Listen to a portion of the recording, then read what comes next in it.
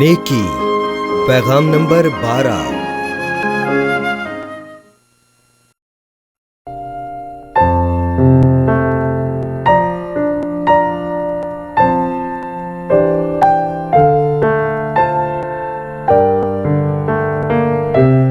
गिनती 12 बाब 3 और 7वीं आयत। और मूसा तो रूए जमीन के सब आदमियों से ज्यादा हलीम था, पर मेरा खादिम मूसा ऐसा नहीं है। वो मेरे सारे खानदान में अमानतदार है।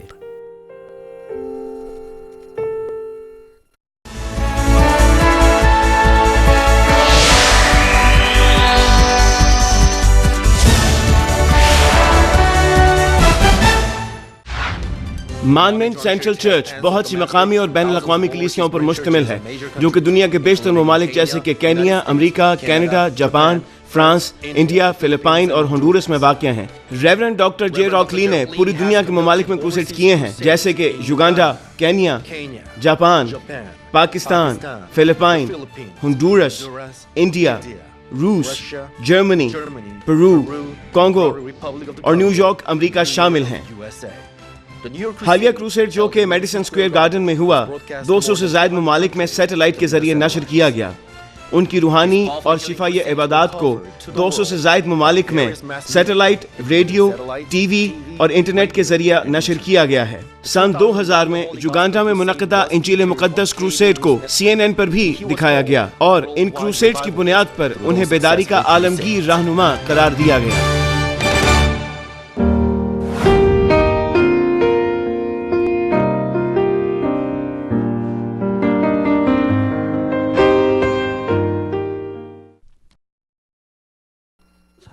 मसीह में अजीज बहनों और भाइयों, इस इबादत में नेकी के मुतालिक आज 12वां इजलास है और मैं मूसा की नेकी से मुतालिक आखिरी पैगाम से आज का पैगाम शुरू करूंगा।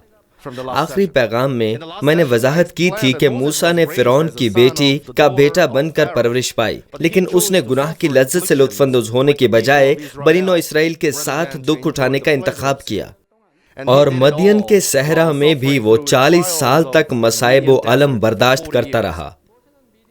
उसने मायूसी से महसूस किया कि वो कुछ भी नहीं और उसके पास कुछ भी नहीं जब वो मदियन के सहरा में मुश्किलात बर्दाश्त कर रहा था। उसने तजुर्बा किया था कि वो अपने तौर से कुछ भी नहीं कर सकता, लेकिन ना वो परेशान होता है और ना ही मायूस। उसने इसे तर्क न किया। खुदा पर उसका ईमान और पुख्ता हुआ, इसलिए उसने महसूस किया कि वो खुदा के बढ़ाए हुए हाथों के बगैर जिंदा नहीं रह सकता और वो हर बात में खुदा का शुक्रगुजार रहता था। वो अपने ससुर के गले को बड़ी मेहनत और दर्द के साथ चराया करता था। वो भूखों ना मरा, बल्कि उसने हर किस्म का खाना खाया और बाकी जिंदगी को गुजारने के काबिल था। वो हर बात में खुदा का शुक्रगुजार था। जब वो अपने मसाइब से शुक्रगुजारी के साथ निकला तो खुदा की हुजूरी में उसका दिल हलीम हुआ और उसका ईमान बहुत मुस्तहकम हो गया। खुदा ने उसे बुलाया। उसने मूसा को बुलाया कि वो इसराइलियों को मिस्र से ले जाए। इसराइली जो मिस्र में दर्द से खुदा के हुजूर चिल्लाए। मूसा ने अपने आप को मुकम्मल तौर पर खाली कर दिया और 40 सालों तक हलीमो फिरौतन रहा। जब खुदा ने उसे पहली बार हुक्म दिया तो वो उसे कबूल करने से हिचकिचाया। सो खुदा ने उसे अजायबात अता किए और उससे वादा किया कि मैं तुम्हारे साथ रहूंगा। तब मूसा ने खुदा की फरमाबरदारी की और मिस्र की तरफ रवाना हो गया। उसने इसराइलियों को खुदा का कलाम सुनाया और खुदा की हिदायत की फरमाबरदारी करते हुए वो उन्हें मिस्र की 400 साला गुलामी से निकाल ले गया। अब मैं वजाहत करूंगा कि उसने इसराइलियों के साथ कौन सी नेकी की और उनका रहनुमा होते हुए वो उन्हें मौदा सरजमीन में ले गया। अजीज बहनों और भाइयों और तमाम कारकुनों, برائے مہربانی اپنے دل کی گہرائی کا مقابلہ موسیٰ کے دل سے کیجیے. قوت اور فضل کو اپنا شعار بنا لیجیے تاکہ آپ خدا کی نظر میں بہترین برتن بن سکیں. خداوند کے نام میں میری آپ کے لیے یہ دعا ہے. عزیز بھائی اور بہنوں، موسیٰ کی تیسری نیکی جو خدا کے حضور پسندیدہ تھی، اسے گنتی 12ویں باب کی 3 آیت میں بیان کیا گیا ہے. اور موسیٰ تو روئے زمین کے سب آدمیوں سے زیادہ حلیم تھا. آپ کو معلوم ہونا چاہیے کہ خدا باپ حلیمی و فروتنی سے کتنا خوش ہوتا ہے. آپ اپنے آپ کو ٹٹولیں کہ آپ کتنے حلیم و فروتن ہیں یا نہیں. کیا آپ جانتے ہیں کہ خدا حلیم و فروتنوں کو کتنا پیار کرتا ہے اور اس صفت سے وہ کتنا خوش ہوتا ہے؟ خدا کے تمام لوگ حلیم تھے. اپنے خداوند یسوع مسیح کے متعلق سوچئے، وہ کس قدر حلیم تھا. خدا کے کلام میں روحانی فروتنی بیان کی گئی ہے، جس کا مطلب ہے نیکی کے ساتھ ساتھ دل میں حلیمی و فروتنی کا بھی ہونا. یہ حلیم دل ہر شخص کو قبول کرتا ہے اور اس میں بہت سے لوگ آرام و سکون پاتے ہیں. گرمیوں کے دنوں میں ایک بہت بڑے درخت کے مانند جس کے سائے میں لوگ سکون پاتے ہیں. اور یہ حلیمی و فروتنی ایک نرم اور پرسکون دل ہے جو روئی کی مانند نرم ہوتا ہے. جب آپ کسی ایسے شخص کے پاس ہوں جو بہت حلیم ہو تو آپ کتنے خوش ہوں گے. آپ ایسے محسوس کریں گے جیسے آپ روئی میں لپٹے ہوں. خاص کر اگر وہ آپ کا سینئر ہو تو آپ اور بھی خوش ہوں گے. اگر ہم دھات کے ایک ٹکڑے پر پتھر پھینکیں تو اس سے ایک گونجدار شور پیدا ہوگا. اگر ہم ایک کھڑکی کے شیشے کو پتھر ماریں تو یہ شور کی آواز سے ٹوٹ جائے گا. جب ایک متکبر اور خود غرض کی خواہش کے مطابق حالات نہیں ہوتے تو وہ بھی ایک پر ہنگم رد عمل اور شور پیدا کرتا ہے. بعض اوقات وہ ایک تیز اور ہنگامے دار شور پیدا کرتا ہے. لیکن جب ہم روئی کی گانٹھ پر پتھر پھینکتے ہیں یا اسے ایک سلاخ کے ساتھ دھکیلتے ہیں تو کوئی بھی شور پیدا نہیں ہوتا، بلکہ وہ گانٹھ اس پتھر اور سلاخ کے جھٹکے کو اپنے اندر مدغم کر لیتی ہے. ایک حلیم و فروتن انسان کا دل بھی روئی کی مانند ہوتا ہے. اس لیے وہ کسی بھی حالت میں کسی بھی انسان کے ساتھ جھگڑا نہیں کرتا، بلکہ وہ ہر انسان کے ساتھ پرامن رہتا ہے. وہ ایسے لوگوں سے ملتا ہے جن کی سوچیں اور تعلیم اس سے بالکل مختلف ہوں.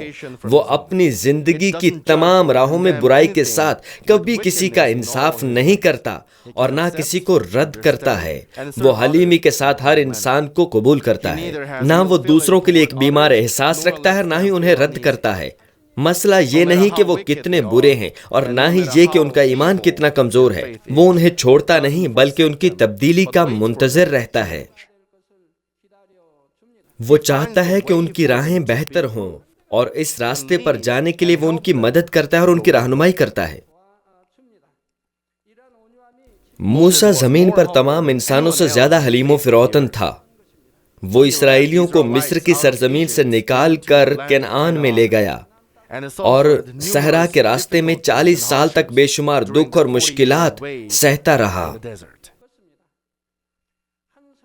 آپ کے مشن اور پیرش میں بہت ساری مختلف قسم کی شخصیات اور لوگ ہوں گے جو صداقت کی وجہ سے تبدیل نہیں ہوتے اور دوسری مختلف چیزوں سے چمٹے رہتے ہیں.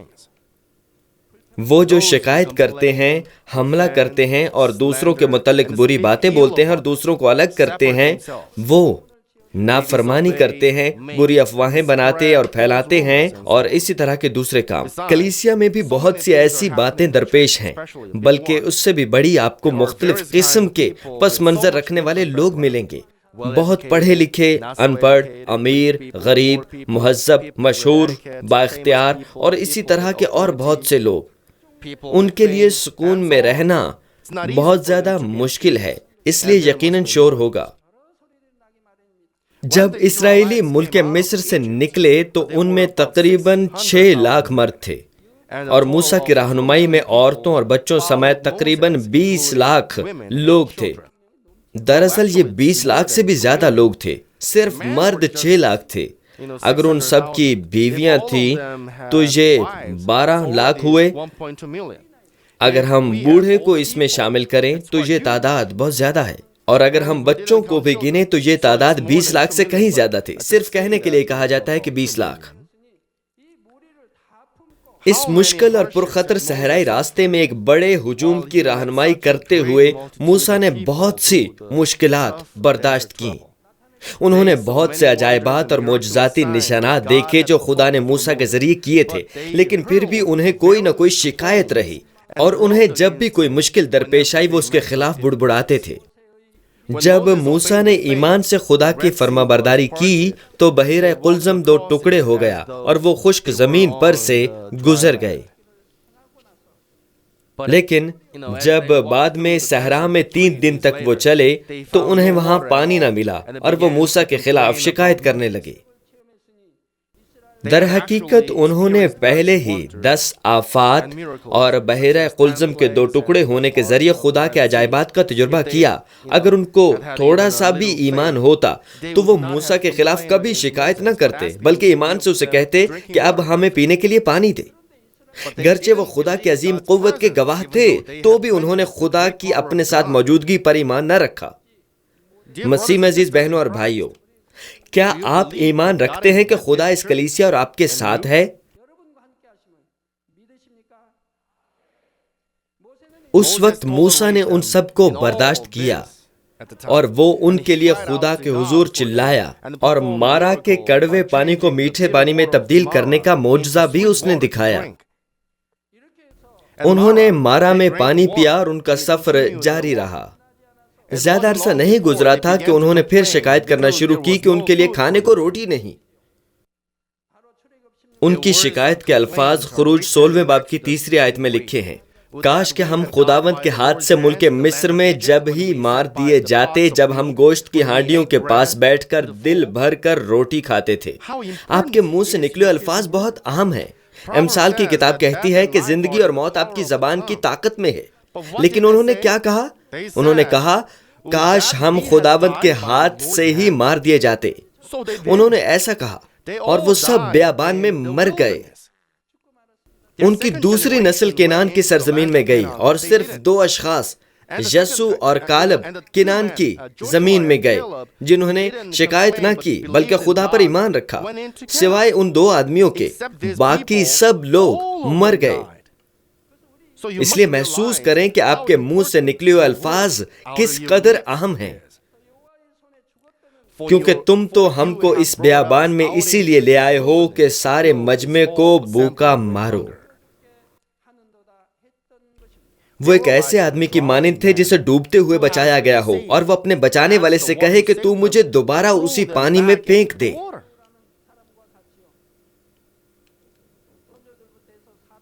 اپنے آباء و اجداد کے زمانے سے ہی وہ 430 سالوں سے مصریوں کے غلام تھے، لیکن جب انہوں نے خدا کو پکارا، خدا نے ان کی سنی اور موسیٰ کو ان کا رہنما بننے کے لیے چنا کہ انہیں مصر سے لے جائے. انہیں بار بار شکر گزار ہونا چاہیے تھا، لیکن انہوں نے اس کی بجائے شکایت ہی کی. ان ناشکر گزار لوگوں کے لیے موسیٰ نے خدا کی حضوری میں ان کی حاجت پوری کرنے کے لیے دعا کی.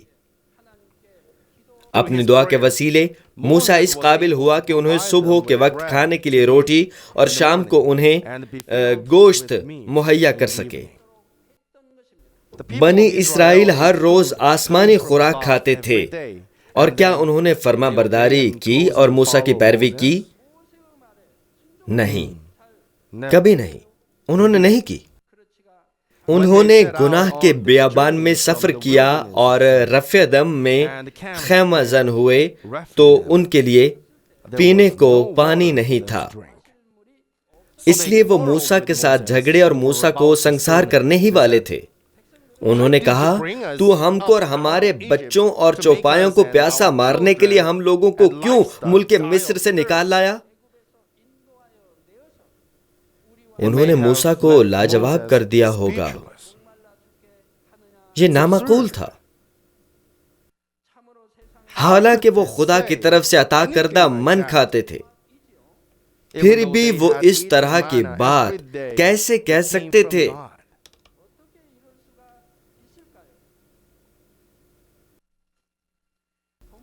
انسانی سوچ کے مطابق ان کا عمل اور کردار ناقابل معافی اور ناقابل قبول تھا. لیکن موسیٰ خدا کی حضوری میں گیا اور ان کے لیے دعا کی۔ وہ خدا کے حضور چلایا اور اس سے جواب ملا۔ اس نے بزرگوں کی آنکھوں کے سامنے چٹان پر اپنا عصا مارا اور اس میں سے پانی پھوٹ نکلا۔ اسرائیلی چھوٹی چھوٹی باتوں پر بھی بڑبڑاتے اور شکایت کرتے تھے اور شک کرتے تھے کہ خدا ان کے درمیان ہے یا نہیں۔ موسیٰ خدا کے حضور ان کی ضروریات اور خواہشات کے لیے چلایا اور جواب پایا۔ پھر بھی وہ خدا کے حضور عظیم گناہ کرتے رہے اور بحران کا شکار ہوئے اور اسی لیے وہ تمام فنا ہو گئے۔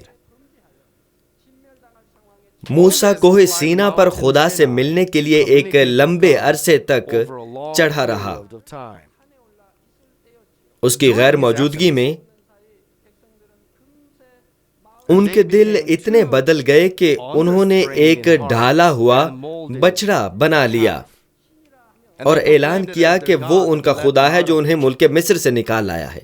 خدا غضبناک ہو گیا اور موسیٰ سے کہا، میں اس قوم کو دیکھتا ہوں کہ یہ گردن کش قوم ہے، اس لیے تو مجھے اب چھوڑ دے کہ میرا غضب ان پر بھڑکے اور ان کو بھسم کر دوں اور میں تجھے ایک بڑی قوم بناؤں گا۔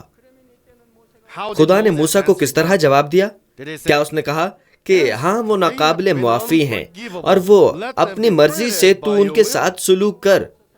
اس نے اس طرح کی کوئی بات ہرگز نہیں کی۔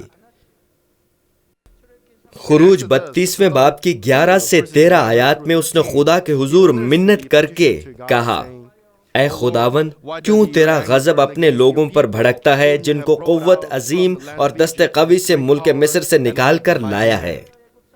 مصری لوگ یہ کیوں کہنے پائیں کہ وہ ان کو برائی کے لیے نکال لے گیا تاکہ ان کو پہاڑوں میں مار ڈالے اور ان کو روئے زمین پر سے فنا کر دے؟ سو تو اپنے قہر و غضب سے باز رہ اور اپنے لوگوں سے اس برائی کرنے کے خیال کو چھوڑ دے۔ تو اپنے بندوں ابراہم، اسحاق اور یعقوب کو یاد کر، جن سے تو نے اپنی ہی قسم کھا کر یہ کہا تھا کہ میں تمہاری نسل کو آسمان کے تاروں کے مانند بڑھاؤں گا، اور یہ سارا ملک جس کا میں نے ذکر کیا ہے تمہاری نسل کو بخشوں گا تاکہ وہ سدا اس کے مالک رہیں۔ خدا نے اپنی مرضی کو تبدیل کیا اور ان پر اپنا قہر نہ انڈیلا۔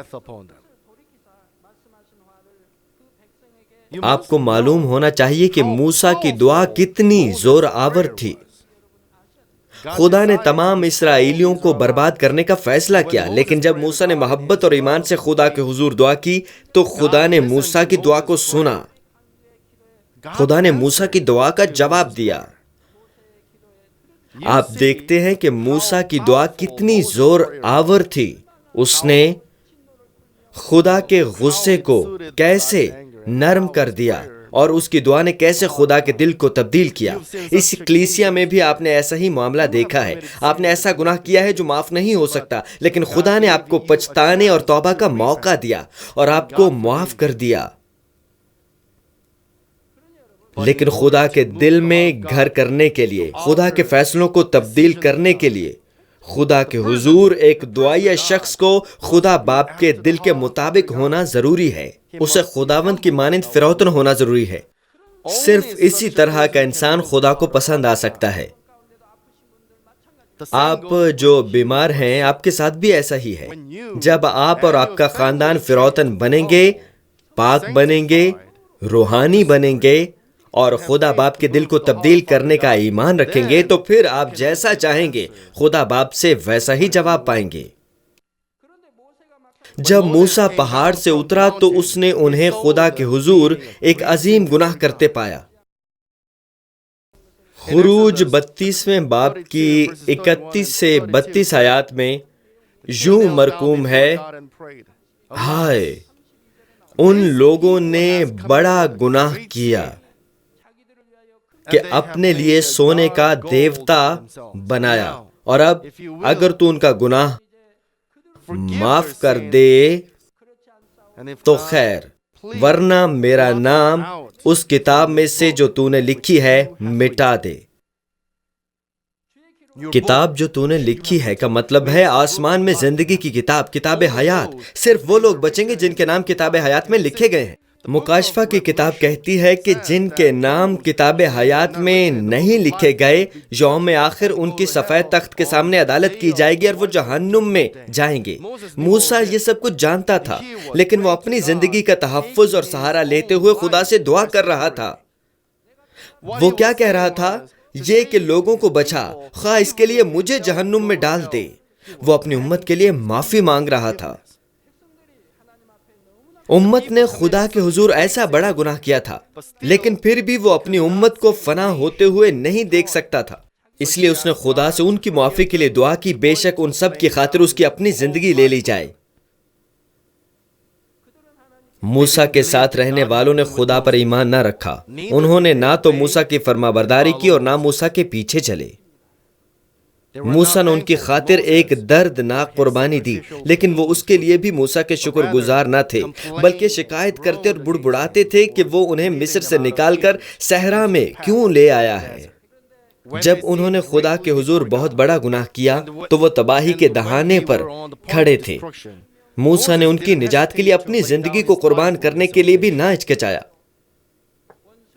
موسیٰ نے نیکی کا سب سے بڑا کام سر انجام دیا، جس میں اس نے دشمن کو اپنی زندگی دی، اور اس کامل نیکی کے ساتھ وہ گناہگار امت کا ساتھی بن گیا۔ اس لیے خدا باپ نے کہا کہ وہ روئے زمین پر سب آدمیوں سے زیادہ حلیم تھا۔ کیا آپ موسیٰ کی مانند حلیم نہیں ہونا چاہتے؟ موسیٰ جو خداوند خدا کے سامنے کھڑا ہوا، یہ کتنا اچھا ہے۔ آپ روحانی طور پر کتنے لوگوں کو گلے لگا سکتے ہیں؟ تو کیا آپ ان سے نہیں ملیں گے؟ یعنی آپ کے بچے جن کو آپ نے پیدا کیا اور آپ نے ان سے جھگڑا کیا، کیا آپ ایسا ہی اپنے شوہر یا بیوی، بھائیوں اور بہنوں کے ساتھ کریں گے؟ کیا آپ نے کبھی اس بات پر ان سے جھگڑا کیا کہ آپ روحانی طور پر ان کو قبول اور گلے لگانے کے قابل نہیں ہیں؟ وہ تمام رہنما جو perish pastor, group leader, mission leader یا سیل لیڈر کے طور پر روحوں کو چراتے ہیں، وہ ضرور اپنے آپ کو دیکھیں کہ آپ کتنی حلیمی کے ساتھ ان کا خیال رکھتے ہیں۔ کیا آپ نے نیکی اور پیار کے ساتھ اپنی بھیڑوں کی رہنمائی کی ہے، یا آپ نے اپنے خیالات کے مطابق نافرمانی کی ہے؟ اگر ان میں سے کوئی آپ کی مرضی کے مطابق نہ تھا تو کیا آپ نے ان کو ناپسند کیا؟ مسئلہ یہ نہیں کہ حالات کیسے ہیں اور وہ کیسے ہیں۔ آپ مہربانی کریں، مجھے امید ہے کہ آپ نیکی اور پیار سے کسی بھی ایسے شخص کو برداشت کر سکتے ہیں، پھر آپ ایک برے انسان کی بھی رہنمائی کر سکیں گے اور اسے آسمان میں لے جائیں گے۔ اگر آپ موسیٰ کی نیکی کو سچائی سے سمجھتے ہیں تو پھر دوسروں کے اعمال کو یہ کہتے ہوئے الزام نہیں دے سکتے کہ انہوں نے آپ کے ساتھ بہت غلط کیا ہے۔ کچھ لوگ یہ کہتے ہیں کہ انہوں نے بہت برداشت کیا ہے، انہوں نے بہت صبر کیا ہے، لیکن اب مزید کرنا ناقابل برداشت ہے، اس لیے وہ اب انہیں معاف نہیں کر سکتے۔ انہوں نے ایسا کیا کیا ہے کہ آپ انہیں معاف نہیں کر سکتے؟ آپ کو آخر تک انہیں معاف کرنا ہے، صرف اسی وقت آپ کے پاس معاف کرنے والا دل نہیں ہے۔ اپنے دل میں ان احساسات کو دبائے رکھنے کی بجائے صرف آپ کو انہیں معاف کرنا ہے، ان کو معاف ہی کرتے جانا ہے۔ میں خداوند کے نام میں دعا کرتا ہوں کہ آپ سب کلیسیا کے کارکن اور تمام بھائی اور بہنیں موسیٰ کی مثال کی پیروی کریں اور ایک ایسا برتن بن جائیں کہ بہت ساری روحوں کو جیتنے کے قابل ہو سکیں۔ عزیز بہنوں اور بھائیوں، جیسا کہ 7ویں آیت میں بتایا گیا ہے کہ موسیٰ کی چوتھی نیکی یہ تھی کہ خدا کے تمام گھرانے میں وہ ایماندار تھا۔ ایماندار ہونے کا مطلب یہ ہے کہ جب آپ خدا کے دیے ہوئے فرائض کو پوری طرح سر انجام دیتے ہیں اور اپنی ذات سے بڑھ کر ان فرائض کو سر انجام دیتے ہیں۔ خدا کے تمام گھرانے میں ایماندار ہونے سے مراد ہے کہ ہر طرح کے کام میں ایماندار ہونا۔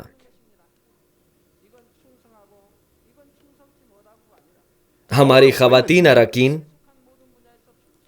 آپ سیل لیڈر ہیں یا ضلعی لیڈر ہیں، آپ خدا کے کاموں میں اتنی زیادہ مصروف ہیں کہ آپ اپنے گھر کے کاموں میں اتنی ایماندار نہیں ہیں۔ آپ کے پاس شوہر کے لیے وقت نہیں ہے. آپ اپنے بچوں کے اسکول کے ہوم ورک کی پرواہ نہیں کرتی. تو کیا ہمارا خدا باپ آپ سے حقیقی خوش ہوگا؟ ہمارا خدا ان کو پیار کرتا ہے جو خدا کے تمام گھرانے میں ایماندار ہوں. یقیناً خدا کی بادشاہی سب سے پہلے نمبر پر ہے، لیکن آپ کو ایک ماں اور ایک بیوی کے طور پر بھی ایماندار رہنا ہے. بے شک آپ اپنے کاروبار میں بہت مصروف ہوں تو بھی ایک شوہر اور باپ کے طور پر آپ کو ایماندار رہنا چاہیے. آپ خدا کا کام کرنے میں بہت مصروف ہیں اور آپ گھر کے کام نہیں کرتی، اپنے شوہر کی مدد نہیں کرتی، اور آپ اپنے شوہر سے کہتی ہیں مجھے سمجھو میں مصروف ہوں. آپ کو ایسا نہیں کرنا چاہیے. جب آپ کا شوہر روح میں آ جاتا ہے اور خدا باپ کو بہت زیادہ پیار کرتا ہے تو آپ کا شوہر آپ کو اس طرح کہے گا، آپ کی مہربانی ہوگی، خدا کا کام پہلے کرنا ہے. تمہارے لیے اراکین سے مل کر رات کو دیر سے آنا کوئی بڑی بات نہیں ہے. کھانا میز پر یا فریج وغیرہ پر رکھ دینا اور میں آ کر خود ہی اسے لے لوں گا. کسی بات کے لیے پریشان نہ ہونا. اگر آپ کا شوہر اس طرح کا ہے تو یہ کتنا اچھا ہے. لیکن پھر بھی آپ کو خدا کے سارے گھرانے میں ایماندار ہونا ہے. اسی سے ہمارا خدا باپ خوش ہوتا ہے. اگر آپ ایک بات میں ایماندار ہیں اور دوسرے میں نہیں تو شیطان آپ پر الزام لگائے گا. اس لیے آپ کو ایسا نہیں کرنا چاہیے. اس لیے خدا کے سارے گھرانے میں ایماندار ہوں. اپنے دل، اپنی سنجیدگی اور اپنے وقت کو ایک طرف رکھتے ہوئے ہر قسم کی قربانی دینے کے قابل بنے. عبرانیوں 3 باب کی 5 آیت کہتی ہے موسیٰ ایک خادم کی طرح اپنے سارے گھرانے میں ان گواہیوں کے لیے جو اسے بعد ازاں دینی تھی ایماندار تھا. وہ ایک غلام کی طرح فرما بردار اور ایماندار تھا. غلام ایسا شخص ہے جو کسی انسان یا گھرانے کے مالک یا ذاتی نوکر کے طور پر اپنے فرائض سر انجام دیتا ہے. اس کے لیے لفظ غلام بتاتا ہے کہ موسیٰ نے اپنے آپ کو کتنا جھکایا اور وہ خدا کی طرف سے عطا کردہ فرائض میں کتنا وفادار تھا. اس کے علاوہ اس کو خدا نے ایک مقصد دیا تھا کہ اسرائیلیوں کو مصر سے نکال کر کنعان کی سرزمین میں لے جائے. موسیٰ کوئی رتبہ پانے کے لیے ان کا رہنما نہیں بنا تھا. اس کو خدا نے چنا تھا اور خدا نے بلایا تھا. لیکن اسرائیلیوں نے نہ تو اس کی باتیں سنی اور نہ ہی اس کی فرما برداری کی. انہوں نے چھوٹی چھوٹی مشکلوں اور تکلیفوں میں بھی موسیٰ سے شکایت کی اور اس سے جھگڑے. موسیٰ کا مقصد یہ تھا کہ ان سخت گردن لوگوں کو خدا کی طرف سے موعودہ سرزمین کنعان میں لے جائے. لوگوں کے ایک رہنما کے پاس اٹھانے کے لیے بہت بوجھ ہوتا ہے. بعض اوقات وہ اپنے مقصد میں بہت زیادہ بوجھ اور جوا محسوس کرتا ہے. دنیا میں جب لوگ دیکھتے ہیں کہ ان کی کمپنی کو مشکلات درپیش ہیں تو کچھ کارکن اپنے ذاتی مفادات کے لیے اپنے آپ کو چھپا لیتے ہیں. کچھ رہنما اپنے سٹاف ممبران کی شکایات، برے رویے اور پستی پر غالب ہونے کے لائق نہیں ہوتے اور وہ خود اپنے آپ کو قتل کر لیتے ہیں. ایک رہنما کے لیے اپنی امت کے تمام بوجھوں کو اٹھانا آسان نہیں تھا. دل کے ہلکے لوگ بہت زیادہ دکھ اور بے آرامی محسوس کرتے ہیں کیونکہ موقع کے مطابق ان کی ذمہ داریاں پوری ہوتی نظر نہیں آ رہی ہوتی. لیکن موسیٰ نہ تو اپنی ذمہ داریوں سے دستبردار ہوا اور نہ ان سے بھاگا. اس نے اپنا مقصد کبھی ترک نہ کیا. وہ ایمان کے ساتھ ہر مشکل پر غالب آتا ہی گیا. اس نے صرف یہ نہیں سوچا کہ وہ ان کو مصر سے نکال کر کنعان کی سرزمین میں لے جائے. اس نے ایک باپ کی طرح ان کا خیال رکھا اور دن رات انہیں اپنے دل میں رکھا جیسے اس نے انہیں جنم دیا ہو. وہ اچھی طرح جانتا تھا کہ اسے انہیں جگانا ہے اور جیسی امت خدا چاہتا ہے ویسی نرم اور مہربان امت انہیں کیسے بنانا ہے. ان کا ایمان کمزور تھا اور جیسا معیار خدا چاہتا تھا اس کے مطابق نہیں تھے. وہ ہمیشہ خدا کے سامنے ان کے لیے روتا. اس کا دل ہمیشہ ان کے دکھ اور غم سے بھرا رہتا. وہ ان کے لیے پریشان اور دکھی ہو جاتا تھا. وہ ان کی پریشانی اور دکھوں کی وجہ سے بے آرام نہ ہوتا تھا. وہ جس دن سے وہ انہیں مصر سے نکال کر لایا، اس نے ایک لمحے کے لیے بھی آرام نہ کیا، حتیٰ کہ وہ دن آ گیا جب خدا نے اس کی روح لے لی. اس نے ان کے لیے بے شمار آنسو بہائے. ان کے لیے اس کی آہوں اور آنسوں بھری دعائیں بیان سے باہر ہیں. آپ کیوں سوچتے ہیں کہ وہ ہر وقت ان کے لیے ایمانداری سے خدا کے حضور دعا کرتا تھا؟ وہ دعا کرتا تھا کہ خدا ان کو ترک نہ کر دے، بلکہ ان کو اپنی مرضی کے مطابق چلائے. چونکہ موسیٰ کا دل ایسا تھا، اس لیے خدا بھی اس پر بھروسہ رکھتا تھا، اور وہ خدا کے ساتھ ساتھ چلتا رہا، اور اس نے قدرت کے بڑے بڑے عظیم کام کیے. حتیٰ کہ اس کلیسیا میں بھی خدا کے ایسے خادم ہیں جن کو خدا کی طاقت ملی ہوئی ہے، کیونکہ وہ خدا پر ایمان رکھتے ہیں اور صرف خدا پر توکل کرتے ہیں. صرف پاسٹر میوہنگ چونگ کے متعلق سوچیے جو افریقہ میں ہیں. خدا اس سے کتنے عظیم kام لے رہا ہے. ایک دفعہ خدا نے مجھے بتایا کہ اس کا رتبہ آسمان میں کس قدر بلند ہوگا. تب میں تھوڑا سا حیران ہوا کیونکہ اس کا رتبہ بہت بلند تھا. یقیناً خدا نے جو کچھ مجھے بتایا مجھے اس پر ذرا بھی شک نہیں. یقیناً میں نے شک نہیں کیا، لیکن اب آپ سمجھ سکتے ہیں کہ آسمان میں اس کا درجہ کتنا بلند ہوگا. افریقہ کے 54 ملکوں میں وہ تمام کلیسیائی رہنماؤں کو تعلیم دے رہا ہے. اس کے کئی مانمن بائبل سینٹر ہیں اور وہ خدا کا کلام سکھاتا ہے. اور کلیسیا کے کئی رہنما اور پاسٹر اس سے سیکھ رہے ہیں، اور انہوں نے وہاں پر 3000 سے زیادہ کلیسیائی شاخیں قائم کی ہیں. یہ کتنی حیران کن بات ہے. مانمن کلیسیا کل پیدا ہوئی، آج پیدا ہو رہی ہے، اور کل دوبارہ ضرور پیدا ہوگی. اس لیے بہت سے لوگ درخواست کرتے ہیں کہ ان کے ہاں مانمن کلیسیا کا آغاز کیا جائے، لیکن ہم ابھی ان سب کی خواہش پوری نہیں کر سکتے. پاسٹر چونگ کے رومالوں کی دعا والی میٹنگ کو دیکھ لیجئے. بہت سے لوگ وہاں ہوتے ہیں، بے شمار لوگ وہاں اکٹھے ہوتے ہیں، اس کی دعا لیتے ہیں. اندھے دیکھتے ہیں، بہرے سنتے ہیں، گونگے بولتے ہیں، لنگڑے کھڑے ہوتے، چلتے اور کودتے ہیں. ایڈز کے مریض شفا پاتے ہیں، اور کینسر دوسری بیماریوں والے لوگ شفا پاتے ہیں.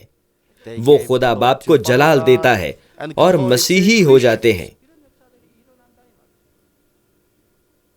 ایسا کیوں ہوتا ہے؟ کیونکہ خدا اپنے خادم پر بھروسہ رکھتا ہے.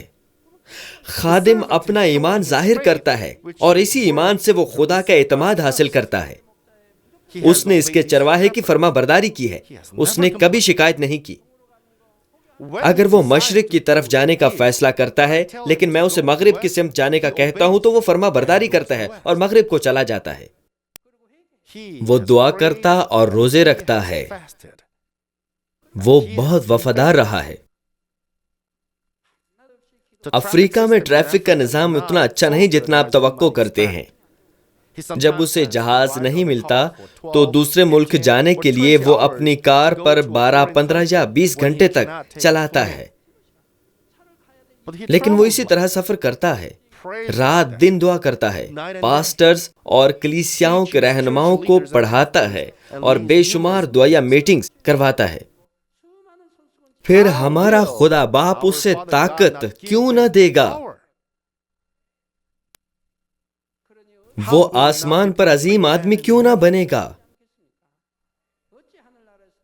اگر استاد عظیم ہے تو اس کے شاگرد بھی سب عظیم ہوں گے.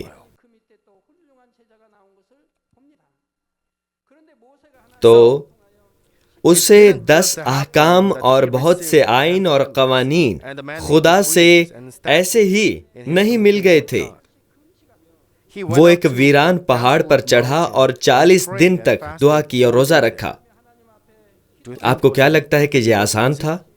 جب وہ روزے کے ساتھ 40 دن تک دعا کرتا رہا، اس نے خاموشی سے دعا نہ کی. وہ اپنے پورے دل و جان سے خدا کے حضور چلایا اور خدا کے دل کو پورے طور سے جاننے کی کوشش کی. طاقت خود بخود نہ آئی، اس کی دعا کے وسیلے سے اسے 5 کتب دی گئیں۔ ان 5 کتابوں کے ساتھ ساتھ اسے خدا سے کئی مکاشفات بھی ملے اور وہ خدا کے بہت قریب رہا۔ اس نے خدا کی اجازت اور خدا کو پوچھے بغیر امت سے کبھی بات نہ کی، اور اس نے ہر بات کو پورا کیا جو خدا نے اسے کہی۔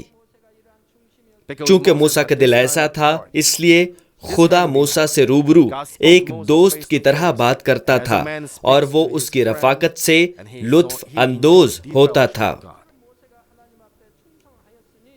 کیا موسیٰ خدا کے حضوری حوصلہ اور شان و شوکت دکھاتا تھا کیونکہ وہ خدا کے سارے گھرانے میں وفادار تھا؟ نہیں، کبھی نہیں۔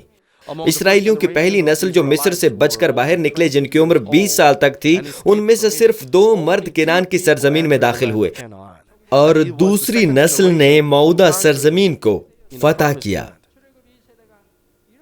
اسرائیلیوں کی دوسری نسل نے اسے فتح کیا کیونکہ موسیٰ نے ان کی رہنمائی کی اور ان کو ایمان میں تعلیم دی۔ بے شک وہ ہمیشہ خدا کے حضور کثرت سے پھل نہ پانے کے لیے شرمندہ ہی رہا۔ خدا نے اسے بہت زور اور عجائبات بخشے تھے، تو بھی وہ کثرت سے خدا کو پھل نہ پیش کرنے کے لیے شرمندہ اور پریشان ہوتا تھا۔ موسیٰ کسی بھی نااہل خادم سے زیادہ حلیم و فروتن تھا جو یہ کہتا ہے میں نے اپنا قرض پورا کر دیا ہے، اور وہ بھی ایسے کام کو کرنے کے بعد جو کہ اس کو سپرد کیا گیا ہو۔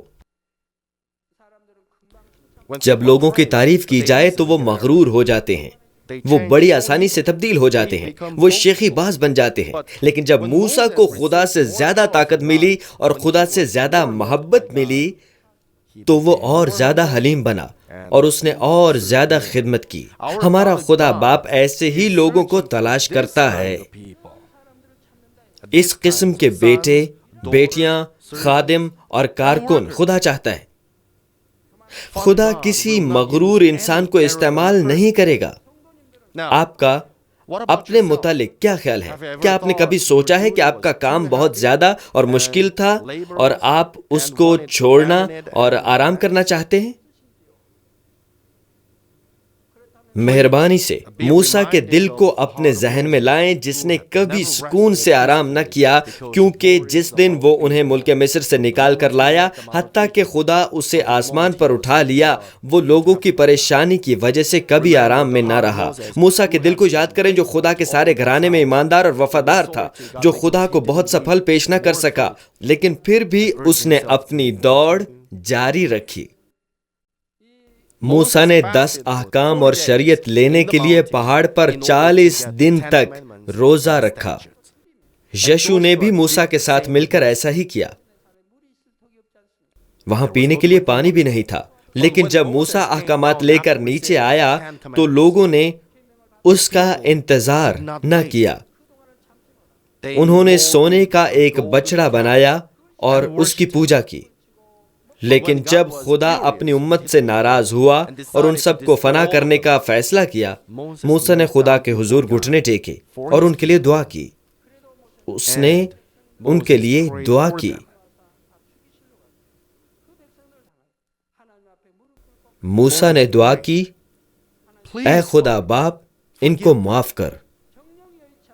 اگر تو ان کو معاف نہیں کرے گا تو میرا نام کتاب حیات سے مٹا دے۔ میرا نام کتاب حیات سے مٹا دے اور لوگوں کو بچا۔ موسیٰ نے اس طرح کی دعا کی، اس دعا جس میں اپنی زندگی کی قربانی دی جائے۔ جب خدا نے موسیٰ کی ایسی دعا سنی تو اس کا دل کیوں نہ پگھلتا؟ وہ اس سے کتنا خوش ہوا ہوگا۔ خدا ساری امت کو فنا کرنا چاہتا تھا، لیکن موسیٰ کے دل نے خدا کو چھوا۔ یہ پیار بھرا دل تھا، محبت بھرا دل تھا اور ایمان بھرا دل تھا۔ چاہے وہ خود جہنم میں چلا جائے، پھر بھی اس نے ان کی معافی کے لیے خدا سے دعا کی۔ اس طرح خدا کا غصہ تھم گیا، اس کا دل بدل گیا اور اس نے امت کو معاف کر دیا۔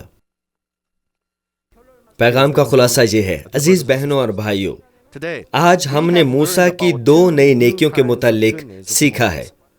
وہ روئے زمین کے تمام لوگوں سے زیادہ حلیم و فروتن تھا اور وہ خدا کے سارے گھرانے میں ایماندار تھا۔ میرا خیال ہے کہ آپ اچھی طرح جان چکے ہیں کہ موسیٰ کیسا عظیم انسان تھا جس کو خدا نے اپنی مرضی پوری کرنے کے لیے چن لیا۔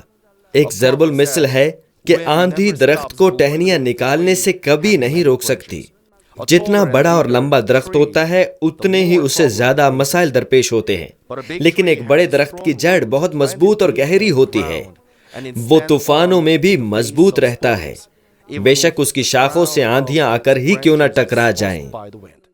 اور یہ درخت بہت سے پرندوں کے لیے ایک مضبوط پناہ گاہ اور ان کو ٹھنڈی چھاؤں مہیا کرتا ہے۔ مجھے امید ہے کہ آپ بھی ایسے ہی بڑے درخت بنیں گے۔ آپ بھی ایسا کر سکتے ہیں اگر آپ موسیٰ کی نیکی اپنے اندر رکھیں اور خدا کے کلام میں اپنا ایمان مضبوط رکھیں تو آپ بھی ایسا کر سکتے ہیں۔ یرمیہ 17ویں باب کی 7 سے 8 آیات کہتی ہیں، مبارک ہے وہ آدمی جو خداوند پر توکل کرتا ہے اور جس کی امیدگاہ خداوند ہے۔ خدا کہتا ہے کہ مبارک ہے وہ آدمی جو خداوند پر توکل کرتا ہے اور جس کی امید گاہ خداوند ہے۔ کیا کوئی ایسا ہے جو یہ کہہ سکتا ہے کہ میں نے خداوند پر توکل کیا اور کوئی برکت نہیں پائی؟ جب بھی آپ کو مشکل درپیش آتی ہے آپ اپنے خیالات استعمال کرتے ہیں، خدا پر بھروسے کی بجائے آپ لوگوں پر توکل کرتے ہیں، آپ اپنا علم استعمال کرتے ہیں اور آپ اپنے تجربے پر انحصار کرتے ہیں۔ کیا واقعی صرف خدا پر توکل کرتے ہیں؟ کیا آپ نے اپنا ایمان ظاہر کیا ہے کہ آپ صرف خدا پر توکل کرتے ہیں؟ جب آپ نے ایسا کیا تو کیا آپ کو جواب یا برکت ملی ہے یا نہیں؟ میں نے خدا کی کبھی اس طرح خدمت نہیں کی، میں نے کبھی اپنی سوچ کو استعمال نہیں کیا، میں نے کبھی اپنے تجربے پر بھروسہ نہیں کیا، میں نے صرف خدا پر توکل کیا ہے اور خدا پر ایمان بھروسہ رکھا ہے۔ میں نے جب بھی ایسا کیا خدا مجھ سے خوش ہوا اور اس نے مجھے برکت پر برکت عطا کی، اس لیے خدا نے مجھے ساری دنیا میں بہت سی بھیڑیں دی ہیں۔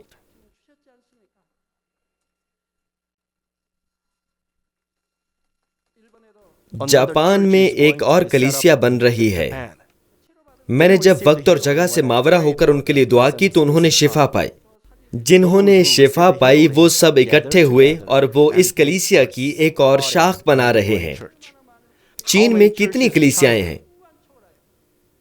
انٹرنیٹ کے ذریعے بہت سارے لوگوں نے مجھ سے دعا کروائی اور شفا پائی۔ ان کی خواہش ہے کہ ان کے ہاں کلیسیا قائم کی جائے۔ چین میں ہماری اور بھی کلیسیاں ہیں، لیکن یہ ایک بہت بڑا ملک ہے۔ وہاں جانے کے لیے 10 یا 15 گھنٹے ٹرین پر صرف ہوتے ہیں۔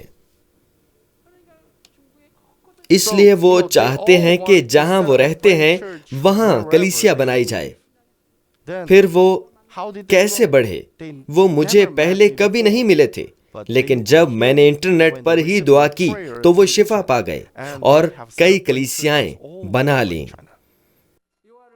مبارک ہے وہ آدمی جو خداوند پر توکل کرتا ہے اور جس کی امید گاہ خداوند ہے، کیونکہ وہ اس درخت کی مانند ہوگا جو پانی کے پاس لگایا جائے اور اپنی جڑ دریا کی طرف پھیلائے، اور جب گرمی آئے تو اسے کچھ خطرہ نہ ہو بلکہ اس کے پتے ہرے رہیں۔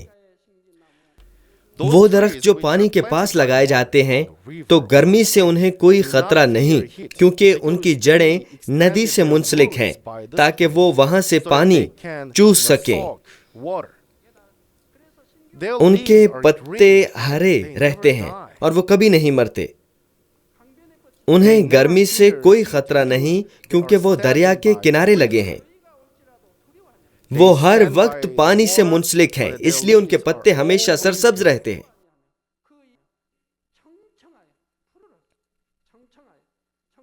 اور خشک سالی کا اسے کچھ خوف نہ ہو اور پھل لانے سے باز نہ رہے۔ دوسرے لفظوں میں یہ کہ اگر ہماری جڑیں خداوند اور خدا سے منسلک ہیں، اگر صرف ہم خداوند اور خدا پر بھروسہ رکھتے ہیں، خدا خود ہمارے ساتھ ہے اور ہمارے لیے ہر بات کی ضمانت دیتا ہے۔ میں خداوند کے نام میں دعا کرتا ہوں کہ آپ سب ایمان میں ایک مضبوط درخت بنیں اور خدا کی بادشاہی میں ایک قیمتی ہتھیار بن جائیں۔ یسوع مسیح کے نام میں آمین۔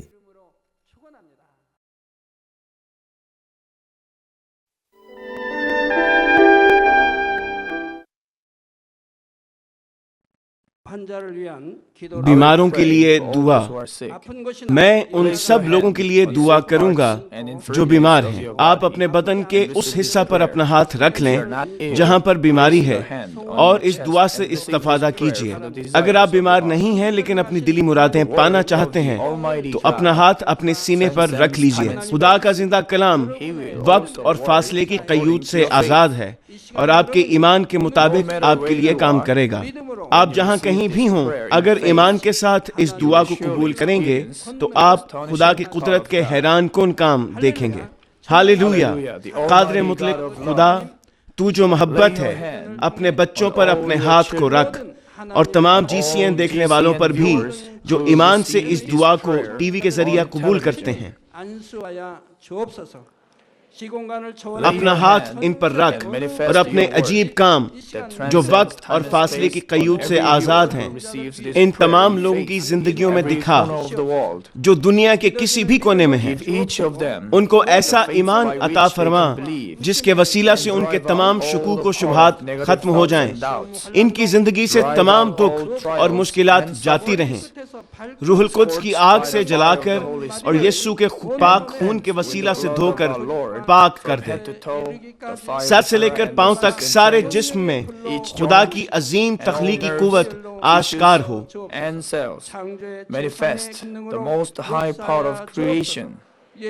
میں خداوند یسوع مسیح کے نام سے دشمن ابلیس اور شیطان، تمام بیماریوں، جراثیموں اور کمزوریوں کو حکم دیتا ہوں کہ ان بدنوں سے الگ ہو جائیں۔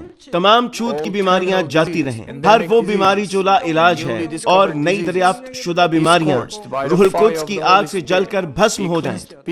آپ بیماری سے پاک ہو کر زور پائیں۔ معدے کا کینسر، پھیپھڑوں کا کینسر، رحم کا کینسر، جلد کا کینسر، آنتوں کا کینسر، ایڈز، لیوکیمیا، ذہنی امراض، دل کا عارضہ، پھیپھڑوں کی بیماریاں، ہر قسم کے زنانہ امراض، بلند فشار خون، شوگر، جلدی امراض، ہر قسم کی سوجن جاتی رہیں۔ پولیو، فالج، جوڑوں کا درد اور کمر کا درد یسوع مسیح کے نام میں ختم ہو جائیں۔ ہر قسم کا سر درد اور حادثات کے نتیجے میں پیدا ہونے والی ہر جسمانی تکلیف یسوع کے نام میں جاتی رہے۔ بیماری کی وجہ سے تھکان، نزلہ، زکام اور گلر جیسی بیماریاں روح القدس کی آگ سے جل کر بھسم ہو جائیں۔ مرگی، ذہنی معذوری، ذہنی دباؤ اور تمام ذہنی بیماریاں یسوع مسیح کے نام سے جاتی رہیں۔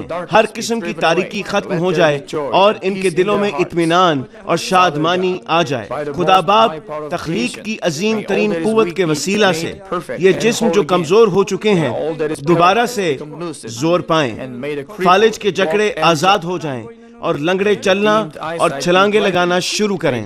نظر کی کمزوری جاتی رہے، بہرے سننا شروع کر دیں، اندھے بینائی حاصل کریں اور گونگے لوگ بولنا شروع کر دیں۔ خدا باپ بانجھ خواتین کو اولاد کی برکت عطا فرما، ٹوٹی ہڈیوں کو جوڑ دے اور جسم کے تمام جلے ہوئے حصے مکمل طور پر شفا یاب ہو جائیں۔ نشہ کی لعنت میں گرفتار لوگوں کو روح القدس کی آگ کے وسیلہ سے پاک اور صاف کر دے۔ جسم کے تمام مردہ خلیے زندہ ہو جائیں، تمام تاریکی جاتی رہے اور ابلیس کی قوتیں نکل جائیں اور تباہیوں سے محفوظ رکھ اور ان کو برکت دے کہ وہ ایک خوشحال زندگی بسر کریں۔ اے خدا، اپنے فرزندوں کو گھروں اور کاروبار کی جگہ پر روح القدس کی آتشی باڑ میں محفوظ رکھنا اور تیری آنکھیں جو آگ کے شعلہ کی مانند ہیں ان کو دیکھتی رہیں۔ ان کا باہر جانا اور اندر آنا مبارک ہو۔ انہیں برکت دے تاکہ یہ لوگوں کو قرض دیں لیکن کسی سے کبھی قرض نہ لیں۔ انہیں حکمت اور عقل دے اور ان پر فضل کر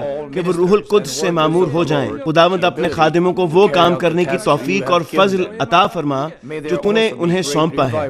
ہر چرچ میں ایک انقلاب برپا کر دے۔ اپنے بچوں کی رہنمائی کر تاکہ وہ تجھے جلال دیں جو بھی کام وہ کریں۔ اپنے عجائب کا ظہور فرما تاکہ وہ اپنے لبوں سے تیری گواہی دیں کہ وہ تجھ سے ملے ہیں اور تو ان کی دعاؤں کو قبول کرتا ہے۔ خدا باپ، میں تیرا شکریہ ادا کرتا ہوں اور صرف تجھے ہی سارا جلال دیتا ہوں۔ میں خداوند یسوع مسیح کے نام میں یہ دعا کرتا ہوں، آمین۔